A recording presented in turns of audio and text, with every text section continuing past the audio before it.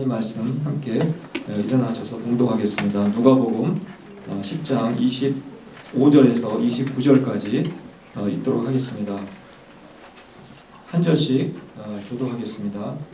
누가복음 10장 25절에서 29절까지 한 절씩 교독하도록 하겠습니다. 어떤 율법교사가 일어나 예수를 시험하여 이르되 선생님, 내가 무엇을 하여야 영생을 얻으리이까?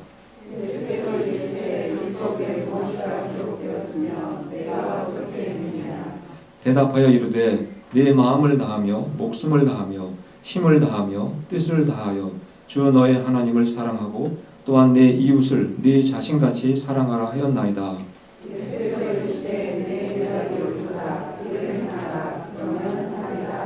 다 함께 읽겠습니다. 그 사람이 자기를 옳게 보이려고 예수께 여짜오되 그러면 내 이웃이 누구니까? 아멘.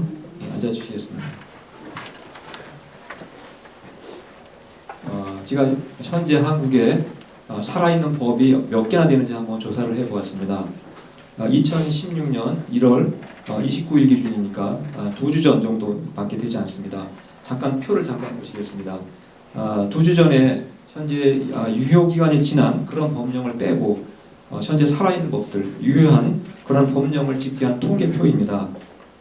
헌법은 당연히 한 건이겠죠. 헌법이 하나 있고 법률이 1366건, 또 대통령령이 1608건, 뭐 총리령, 부령, 또 기타 국회 규칙 이런 걸 다 포함해서 현재 한국에 살아있는 법령이 개수가 4553건이라고 합니다.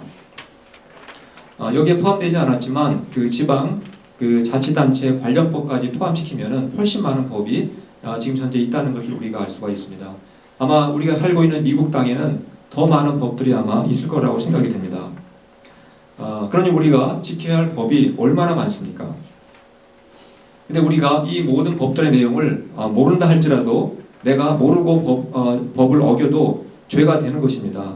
그래서 우리가 만약에 죄를 짓게 되면 벌금형을 받거나 또는 감옥에 들어갈 수도 있게 됩니다. 우리가 어떻게 그러면 이 법을 다 알고 지킬 수가 있겠습니까?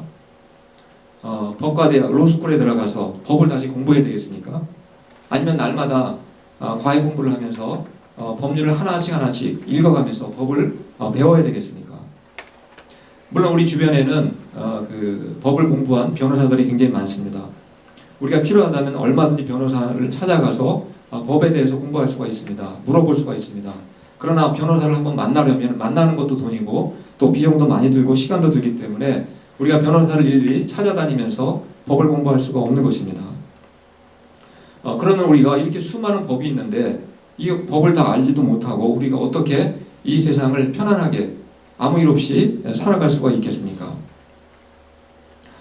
제 생각에는 한 2가지 정도만 우리가 기억을 하시면은 무난하게 세상을 살아가는데 큰 어려움은 없을 거라고 생각이 됩니다. 제가 한번 잠깐 다음 스크린 보시겠습니다.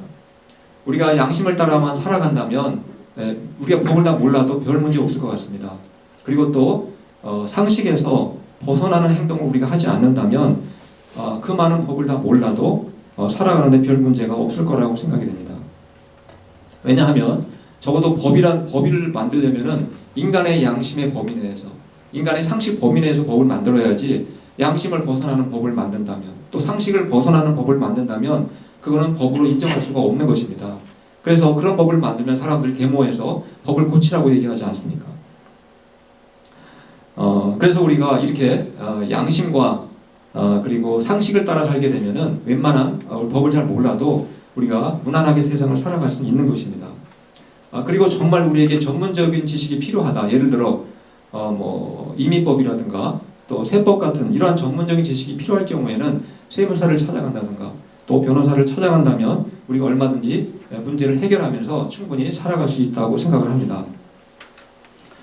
이처럼 이 세상에는 우리가 알고 지켜야 될 법들이 얼마나 많은지 모릅니다. 그러나 우리가 성경을 보시면 성경에도 우리가 알고 지켜야 되는 그러한 법들이 굉장히 많다는 사실입니다. 우리가 성경에서 지켜야 될 법을 뭐라고 부릅니까? 법이라고 그러지 않고 우리는 율법이라고 그렇게 부릅니다. 또는 계명이라고도 합니다. 가장 대표적인 성경의 율법이 무엇입니까? 십계명입니다.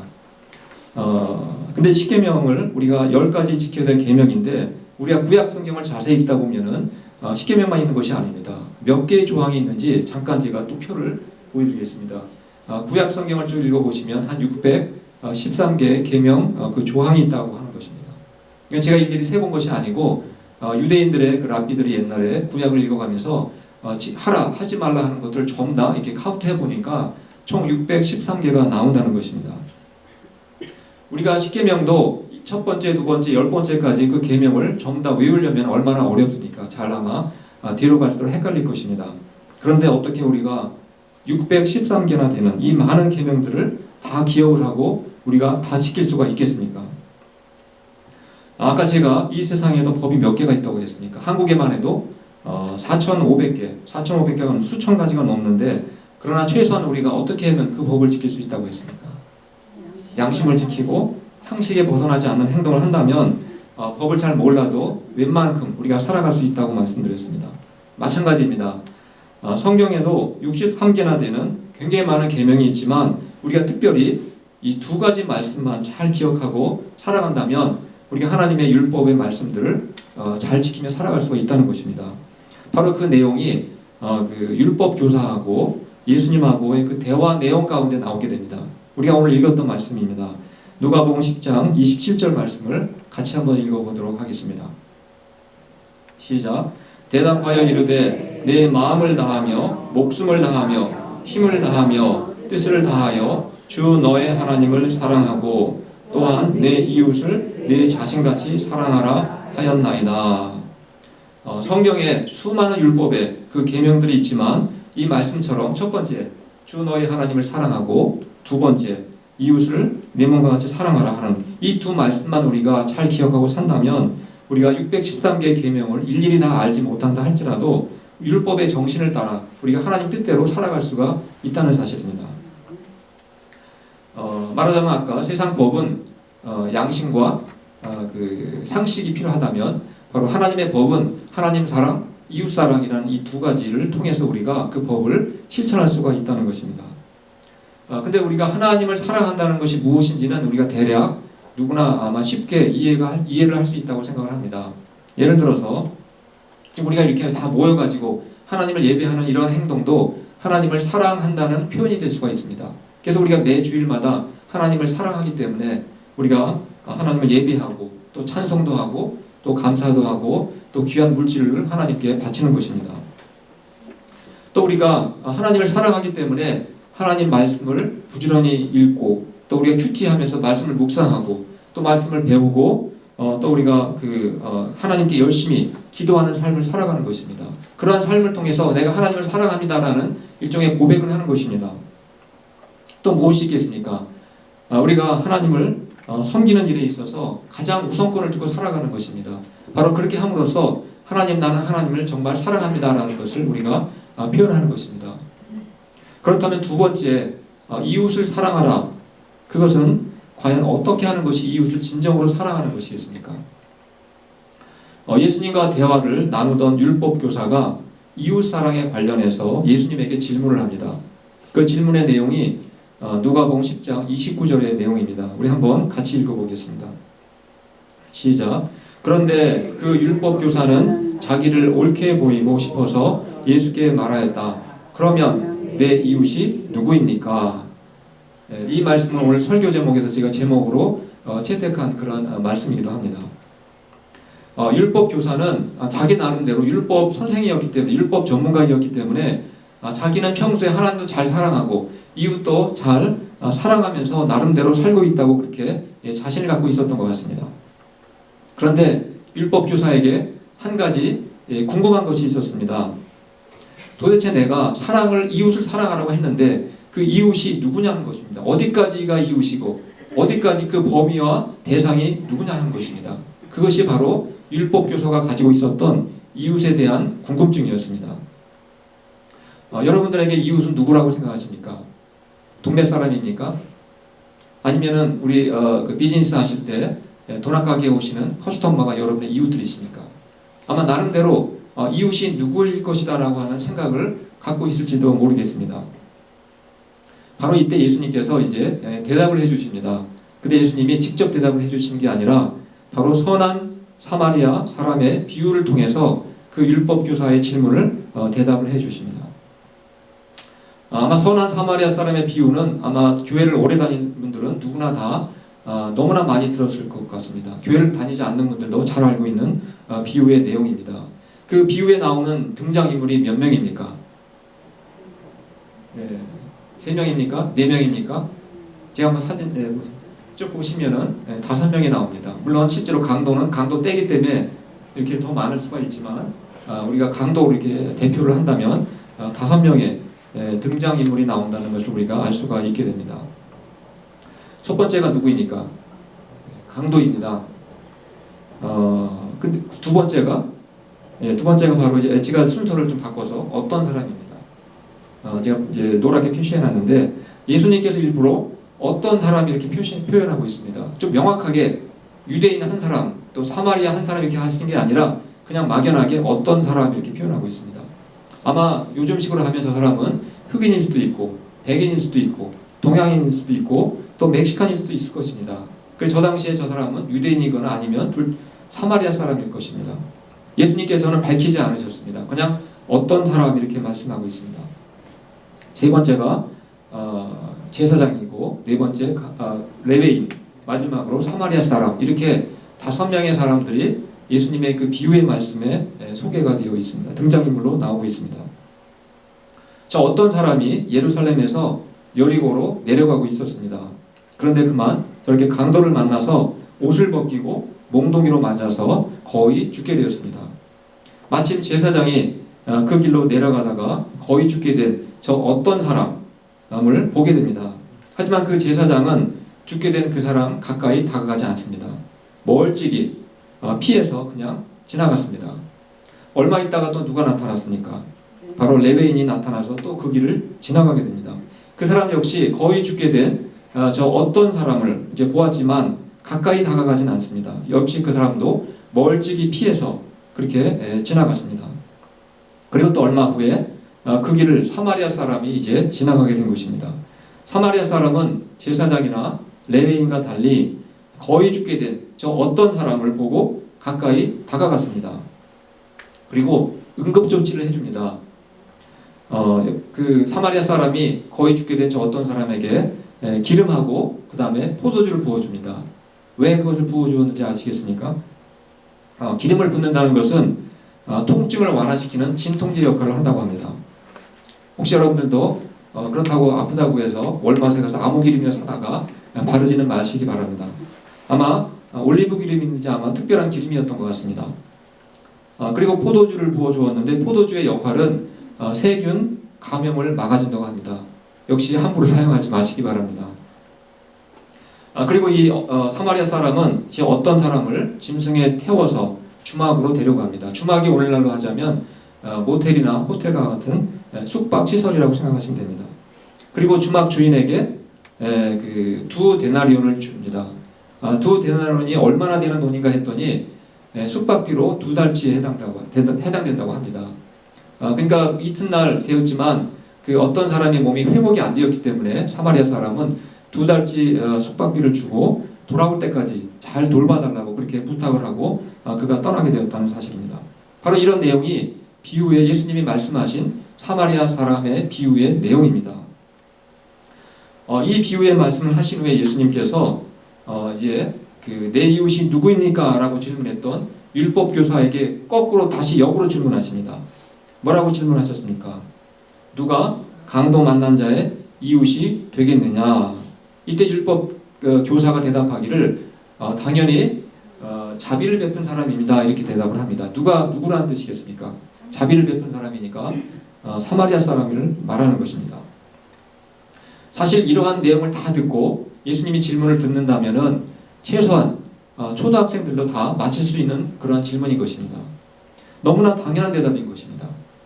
그러면 그 율법 교사는 이렇게 당연한 대답을 알고 있으면서도 왜 처음부터 내 이웃이 누구입니까? 라는 질문을 했느냐 하는 것입니다. 제가 지도 다음 사진 보여드리겠습니다. 한국과 일본의 지도인데 한국 사람에게 일본 사람은 어떤 사람이라고 알고 계십니까? 멀고도 가까운 나라입니다. 일본은 한국에게 너무나 가깝지만 비행기로 가면 1시간도 걸리지 않는 정말 가까운 거리에 있습니다. 그러나 우리가 마음으로 느끼는 일본 사람에 대한 그 거리감은 사실 미국보다 훨씬 멀고 저 지구 바깥의 혹성과 같이 아마 화성처럼 멀게 그렇게 느껴지는 나라가 아마 일본이 아닌가 그렇게 생각이 됩니다. 근데 마찬가지로 오른쪽에 있는 저 지도도 보시면 바로 사마리아와 유대라는 저 두 개의 지역이 있었습니다. 저 두 민족도 마찬가지였습니다. 우리나라는 일본하고 그래도 가운데 바다라도 있지 않습니까? 그러나 사마리아와 유대는 바다도 없고 강도 없습니다. 그냥 육지로 연결되어 있습니다. 그렇지만 유대인들에게 있어서 사마리아 사람은 정말 가깝고도 멀게 느껴지는 그러한 민족이었다는 사실입니다. 가끔 제가 인터넷 기사를 보다 보면 일본에서 지진이나 화산이 일어났다는 그런 인터넷 기사를 제가 많이 보게 됩니다. 그럼 그 기사를 보고 나서 제가 항상 보는 게 있습니다. 앞밑에 댓글을 보게 됩니다. 그럼 거기에 온갖 정말 읽기 민망한 글들이 많은데 대체적으로 그 내용들은 일본 전체가 아예 바다에 다 빠져서 일본 사람이 다 죽었으면 좋겠다 이런 내용이 대부분을 차지하고 있습니다. 정말 읽기가 좀 민망스러운 내용들이 너무나 많습니다. 그런데 유대인과 사마리아 사람과의 관계도 똑같았다는 사실입니다. 예수님께서 지금 율법 교사와 대화를 나누고 계시는데 그 직전에 예수님이 바로 저 사마리아 지역을 통과해서 유대 지역에 가려고 시도를 했었습니다. 근데 사마리아 사람들이 보니까 예수님하고 제자들이 유대인이고 사마리아 사람이 아니라는 것을 깨닫고 저 길로 가지 못하게 회망을 놓고 방해를 했습니다. 그래서 결국은 예수님이 저 길로 직접 지름길로 오지 못하고 빙 돌아서 그렇게 유대 지역에 갈 수밖에 없었습니다. 그때 그 예수님의 제자 중에서 여러분 사랑의 사도란 그 별명을 갖고 있는 사도가 누구인지 아십니까? 요한이죠. 요한은 바로 예수님의 사랑의 사도, 사랑이 가장 많았던 사도였기 때문에 그의 별명이 사랑의 사도였습니다. 그 요한이 사마리아 사람들이 자신들을 저렇게 가지 못하게 했을 때 어떻게 반응했을 것 같습니까? 우리가 원수라도 사랑합시다 이렇게 말했겠습니까? 요한이 어떻게 얘기했는지 누가복음 9장 54절 말씀을 한번 같이 읽어보도록 하겠습니다.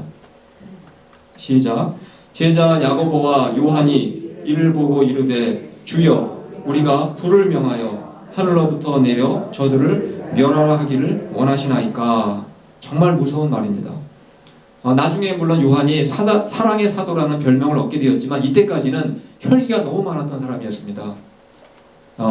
이 사랑의 사도라는 별명을 얻게 된 요한이 뭐라고 예수님께 간구했습니까? 일종의 기도라고 볼 수도 있습니다. 하늘에서 불벼락이 떨어져 가지고 모든 사마리아 사람들을 다 불태워 죽이게 해달라, 그러한 기도의 내용이었다는 사실입니다. 마치 일본이 지진이 일어나 가지고 모든 일본 사람들이 다 바다에 빠져 죽기를 원하는 그러한 저주의 내용과 똑같은 내용이라는 것을 우리가 알 수가 있는 것입니다. 바로 사랑의 사도였던 요한도 한때 저런 기도를 했다는 사실입니다. 이처럼 유대인들이나 사마리아인들은 서로를 미워하고 또 될 수 있는 한 서로의 얼굴을 마주치지 않고 그리고 피하고 멀리 떨어져서 그렇게 살기를 원했다는 사실입니다. 그래서 율법 교사가 처음에 질문했던 내 이웃이 누구입니까? 이 질문의 뜻이 무엇인지 아시겠습니까? 잠깐 표를 보시겠습니다. 다음 스크린 보시겠습니다.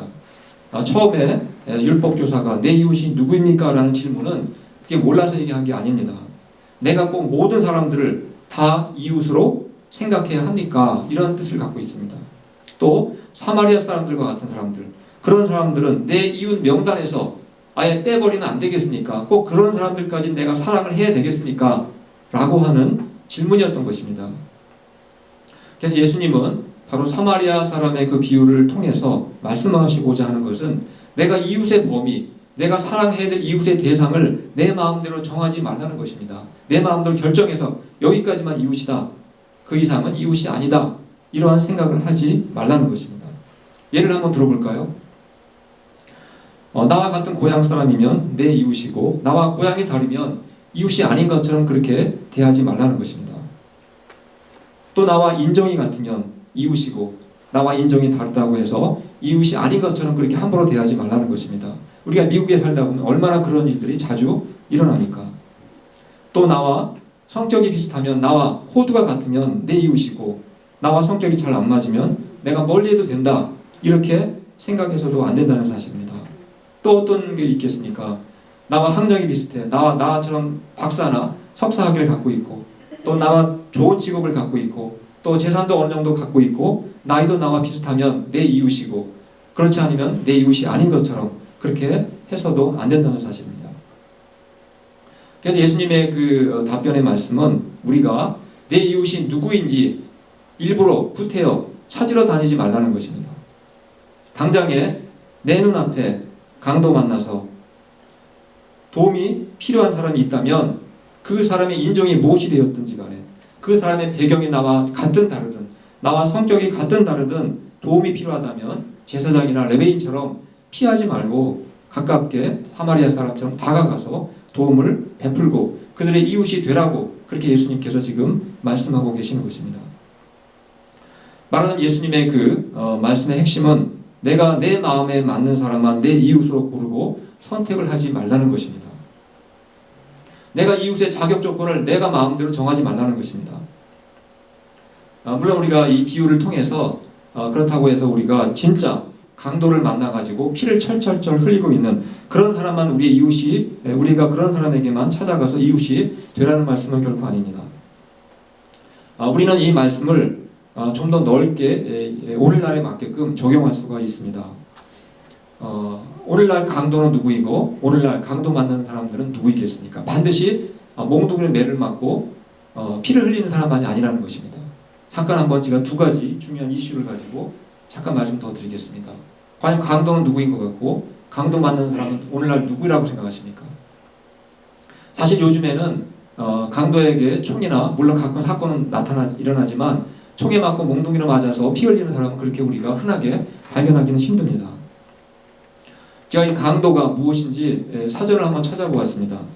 강도의 정의는 이렇습니다. 폭행 또는 협박으로 힘이 약한 사람을 억누르고 재물 등을 빼앗아가는 사람, 이런 사람을 우리가 강도라고 하는 것입니다.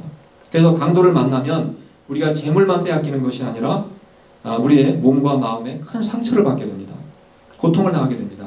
그리고 또 제가 한 가지 더 궁금해서, 날강도는 무엇인가? 사람들이 날강도란 말을 많이 해서 제가 한번 사전을 보았더니, 날강도는 남이 보는 데서도 꺼리낌 없이 강도짓 하는 사람이 날강도랍니다.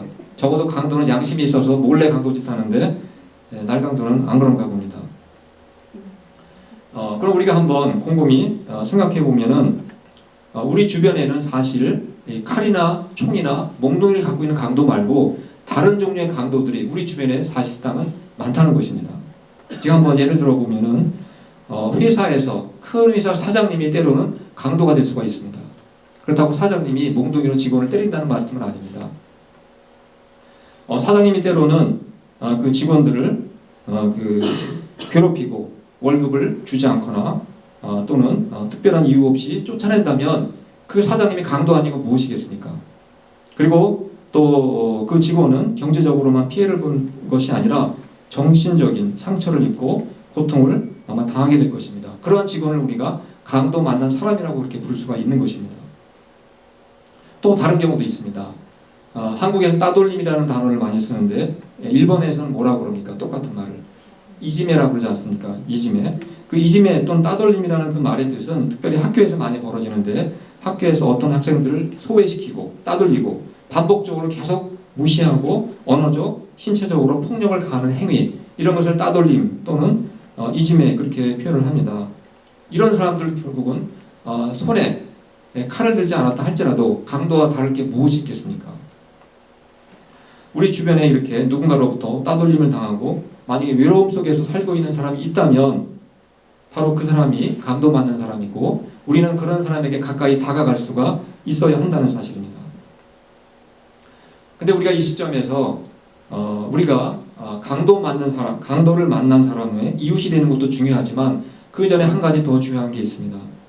우리가 혹시라도 내게 어떤 힘을 가지고 있다고 해서, 작은 힘이 있다고 해서 그걸 내가 교만하게 되어가지고 누군가를 무시하고 소외한다면 나 역시 강도가 될 수 있다는 사실입니다. 그래서 우리는 나도 모르게 강도가 되지 않도록 조심을 해야 되는 것입니다. 우리가 강도짓을 하면서 어떻게 이웃을 내 몸과 같이 사랑할 수가 있겠습니까? 또 우리가 예수님의 이 비유를 더 넓게 비유할 수가 있습니다. 이 땅에 태어난 모든 사람들은 사실상 태어날 때부터 이 땅에서 가장 힘센 강도가 누군지 아십니까? 사탄 마귀인 것입니다. 바로 이 사탄 마귀라고 하는 강도를 만난 사람들인 것입니다. 그래서 고통을 당하고 살고 있습니다. 사마리아 사람의 비유에 나오는 그 강도는 육체만을 때려서 죽게 만들었습니다. 그러나 이 사탄 마귀는 우리의 육체뿐만 아니라 우리의 영혼까지도 우리가 죄를 짓고 영원한 죽음 속으로 우리를 고통 속으로 우리를 몰아가고 있다는 사실입니다. 그래서 우리는 누구나 다 이 사탄 마귀의 강도로 인해서 강도 만난 삶을 살았던 사람들입니다. 그러나 사마리아 사람이 바로 강도 만난 사람을 보고 불쌍히 여기고 자비를 베푼 것처럼 바로 하나님께서도 영적인 강도인 바로 마귀 사탄에게 큰 피해를 입은 바로 우리를 불쌍히 여겨주시고 우리에게 자비를 베풀어 주시고 우리를 살려주시고 바로 우리를 구원해 주셨다는 사실입니다. 말하자면 하나님은 영적인 강도를 만난 우리 인간에게 가까이 다가오셔서 우리에게 이웃이 되어주셨다는 사실입니다. 오늘 말씀을 통해서 우리는 율법 교사처럼 내 이웃이 누구입니까? 이런 질문을 할 필요가 없습니다. 나는 과연 내 주변에 강도 만난 사람들의 참된 이웃이 되었는가? 그것을 나에게 스스로 물어보아야 한다는 것입니다. 예수님께서는 이 땅에 오셔서 가난한 사람들, 병든 사람들, 또 고통당하는 사람들, 그리고 소외되고 외로운 사람들, 한마디로 무엇입니까? 강도 만난 사람들의 이웃이 되기 위해서 이 땅에 오셨다는 사실입니다. 우리도 사실은 그런 사람들 중에 한 사람 아니었습니까? 우리도 다 강도를 만났던 사람들이었습니다. 그러나 하나님께서 우리에게 긍휼과 그리고 자비와 사랑을 베풀어 주셔서 우리를 살려주시고 또 우리를 구원해 주셨습니다. 그런 것처럼 이제 우리도 내 주변에 강도를 만나서 돌봄이 필요한 사람들이 있다면 그 사람이 어떤 사람인지 관계없이 우리가 가까이 다가가서 그들에게 따뜻한 그리고 사랑을 베푸는 이웃으로 살아가시기를 간절히 축원합니다. 기도하시겠습니다. 하나님 아버지